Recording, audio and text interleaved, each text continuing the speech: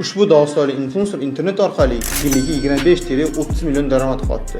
Tanishing, bu Iman Gadzi, yoshi 25 ta.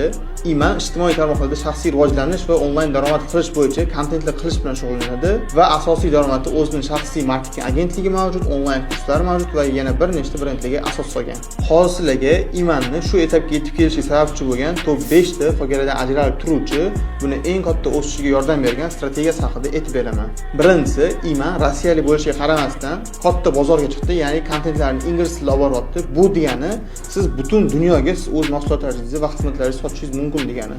Ikkinchisi, Imanda stabillik mavjud. U YouTube'ga videolarni 2015-yildan boshlab qo'yapti. Ya'ni mana hozirgi ko'rib turgan natijamiz uni 10 yilda erishgan natijasi. Uchinchisi, Iman o'zining YouTube'dagi, umuman Instagram'dagi va TikTok'dagi profillarida o'zining onlayn shkolasidagi kurslarni sotadi. Bu kurs narxi atiga $37 oyiga, lekin ob'yom hisobiga bu orqali katta daromad qilyapti.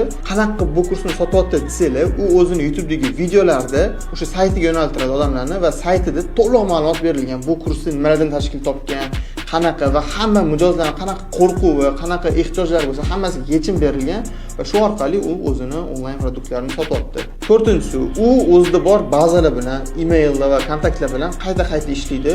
U o'sha 2 oyda, 3 oyda bir marta o'zining onlayn vebinarlarini, onlayn workshoplarni o'tkazadi va bu workshoplarda o'zini qimmat produktlarini sotadi. O'rtacha 1,5 ming, 2,5 ming dollar bo'lgan o'zining workshoplarini, mastermindlarini o'sha onlayn vebinarlarda sotib qoladi. Va 5-chi, so'nggi Iman Gadzi o'zining shaxsiy brendini rivojlantirish uchun ishlatayotgan strategiya bu как franshiza. Ya'ni o'tgan yil ko'rgan bo'lsanglar, Iman Gadzi tomonidan juda ko'p fan akkaunt ochilgan, ya'ni ularga o'sha ma'lum bir sovg'a bergan, prosmotrlar evaziga, ularga referral kodlar bergan. Bu orqali Iman Gadzining videolarini fan akkauntlar qayta o'sha o'zining profillariga qo'yadi. YouTube'ga qo'ygan videolardan kesib o'zining profillariga qo'yadi.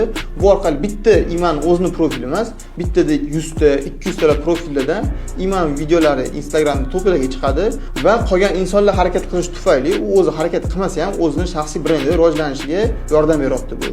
Xo'p, ushbu rubrika yoqdimi? Yana kimmi? Shunaqa analiz qilib bering, izohlarga yozinglar.